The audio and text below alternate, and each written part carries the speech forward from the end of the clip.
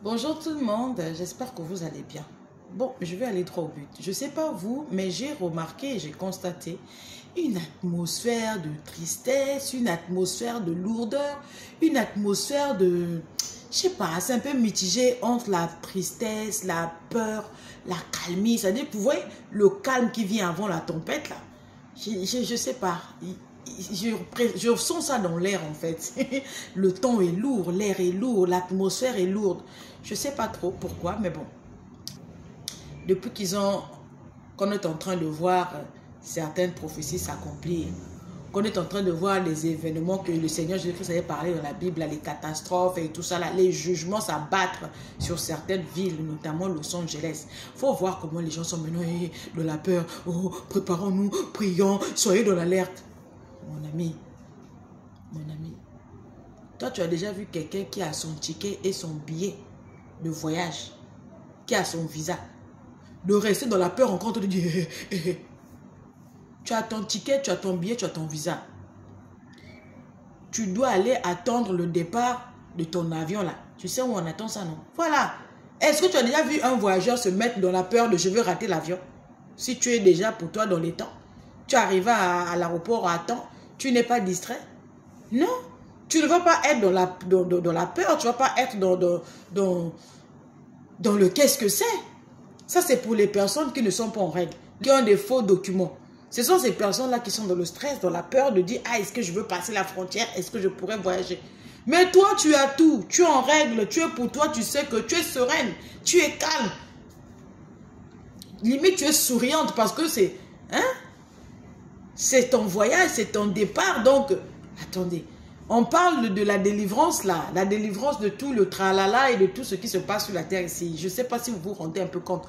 Le Seigneur Jésus-Christ arrive pour venir nous chercher. Il vient pour venir nous prendre. C'est-à-dire que tous les signaux là nous montrent que c'est bientôt le départ.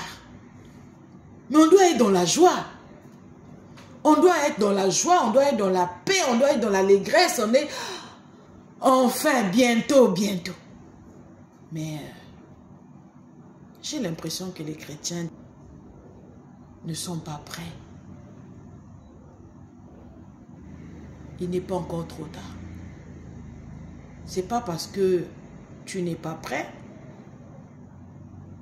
que ça t'empêche de te mettre au travail pour être prêt. D'accord?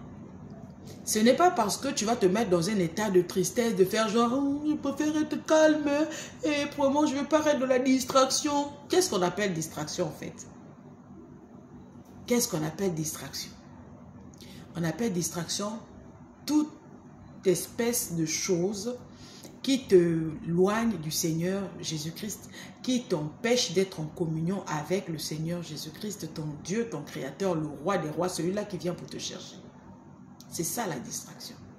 Mais quand tu sais que ta relation avec Dieu est au beau fixe, ta relation avec le Seigneur Jésus-Christ est au beau fixe, tu n'as pas besoin de te mettre dans un état de peur, dans un état de tristesse, d'inquiétude. Au contraire. Maintenant, si tu n'es pas encore prêt, tu n'as pas encore reçu le sceau, la marque, le tampon, il n'est pas trop tard, mon ami. Il n'est pas trop tard. Le Seigneur Jésus-Christ, celle qu'il veut. Et ce ne sont pas tes bonnes œuvres qui vont faire qu'il va te sceller. Bien que les bonnes œuvres font également que tu sois prédisposé. Bien que les bonnes œuvres montrent également que tu as eu ce sceau-là. Mais ce ne sont pas tes œuvres. Ce n'est pas par tes œuvres pour ne pas que chacun de nous s'enorgueillisse. Non. C'est lui qui fait grâce à qui il veut. Et c'est lui. Si tu te dis, ah non, moi j'ai trop péché, j'ai trop rétrograde, j'ai trop fait des choses qui n'étaient pas bien, j'ai vraiment, je ne sais pas si vraiment je peux... Oui, tu peux avoir le Saint-Esprit dans ton âme. Le Seigneur Jésus-Christ, c'est lui qui vient faire le nettoyage.